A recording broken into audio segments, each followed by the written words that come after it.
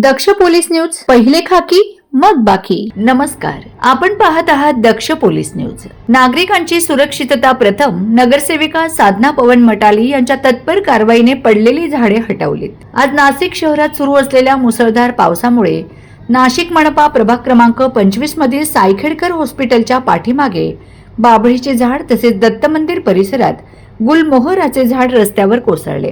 त्यामुळे नागरिकांच्या ये-जा आणि वाहतुकीस अडथळा निर्माण झाला होता. घटनेची माहिती मिळताच प्रभागातील नगरसेविका साधना पवन मटाले यांनी तात्काळ उद्यान निरीक्षक प्रशांतजी परब यांच्याशी संपर्क साधून परिस्थितीची माहिती दिली. त्यांच्या सूचनेनुसार महापालिकेचे कर्मचारी त्वरित घटनास्थळी दाखल झाले आणि दोन्ही ठिकाणांवरील पडलेली झाडे हटवून रस्ता नागरिकांसाठी सुरक्षित व मोकळा करण्यात आला. या घटनेत कोणत्याही प्रकारची जीवितहानी झाली नाही. ही दिलासादायक बाब असून वेळेवर करण्यात आलेल्या तातडीच्या कारवाईमुळे संभाव्य धोका टळला. नागरिकांच्या सुरक्षिततेसाठी प्रशासन आणि लोकप्रतिनिधी यांच्यातील समन्वयामुळे त्वरित मदत कार्य पूर्ण करण्यात आले. दक्ष पोलीस न्यूज साठी राजदीप शिंदे, नाशिक. अशाच ताज्या, विश्वासार्ह आणि निर्भीड बातम्यांसाठी दक्ष पोलीस न्यूज चॅनलला लाईक करा, शेअर करा आणि सबस्क्राईब करायला विसरू नका.